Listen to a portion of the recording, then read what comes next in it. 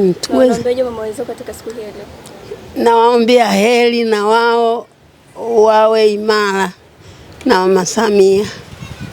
Na mambo vipi Tanzania, ikiwa leo ni siku ya tarehe 11 mwezi wa 5 mwaka 2025. Tuko katika siku ya mama duniani. Basi na kama unavyojua watu mbalimbali duniani wanakuwa wanaadhimisha siku hii, lakini taasisi ya Sisi na Mama imeamua kuja kushika mkono wa wajane katika kumpa mkono Mama Samia Suluhu Hassan katika kile ambacho anakifanya. Kama tunavyojua kwamba Mama Samia Suluhu Hassan amekuwa akifanya mambo mbalimbali na hasa akigusia wanawake wajane watakuwa na uwezo, kama vile ametoa wanawake ndoo kichwani. Kama vile Mama Samia Suluhu Hassan amekuja na swala zima la nishati safi, kama unavyojua moto mama katika kwenda kupika kwa ajili ya kutumia kuni, lakini hivi sasa nishati safi ipo inapromotiwa zaidi kwa ajili ya mwanamke kusimama na kutumia basi ile nishati ambayo ni safi zaidi.